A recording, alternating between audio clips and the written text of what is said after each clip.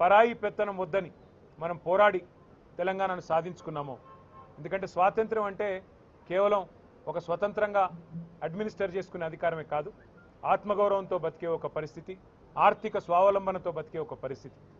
అట్లాంటి పరిస్థితిని కేసీఆర్ గారి నాయకత్వంలో మనం 2014లో తెలంగాణ సాధించుకోవడం ద్వారా మనం అర్జించుకుంటే ఈరోజు పూర్తి భిన్నంగా దానికి పరాయి వాళ్ళ పాలన పోయింది, ఢిల్లీ కిరాయి పాలన మొదలైంది అనే విధంగా ఢిల్లీ పార్టీల పెత్తనం మళ్ళీ ఒక్కసారి తెలంగాణ మీద నడుస్తూ ఉన్నది.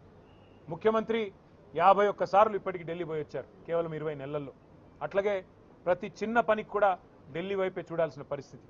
మళ్ళొక్కసారి ఢిల్లీ చేతుల్లో జుట్టు చిక్కిన తర్వాత తెలంగాణ తిరిగి ఒక్కసారి పరాయి వారి బానిసత్వంలోకి పోయి మళ్ళీ తిరిగి తన స్వాతంత్రాన్ని తన స్వేచ్ఛను కోల్పోతున్న పరిస్థితి ఇవాళ కనబడతా ఉంది.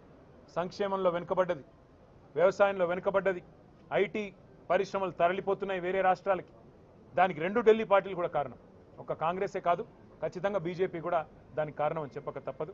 అందుకే నేను తెలంగాణ ప్రజలకు చేసే విజ్ఞప్తి ఒకటే, పెద్దలు జయశంకర్ గారు ఒకసారి కాదు కొన్ని వేల సార్లు చెప్పారు, స్వీయ రాజకీయ అస్తిత్వమే తెలంగాణకు ఏనాటికైనా శ్రీరామ రక్ష. సాధించుకున్న స్వాతంత్రాన్ని కాపాడుకోవాలి, ఆ స్వతంత్రంగా బతికే తెలంగాణలో ఆత్మగౌరవంతో బతకాలి.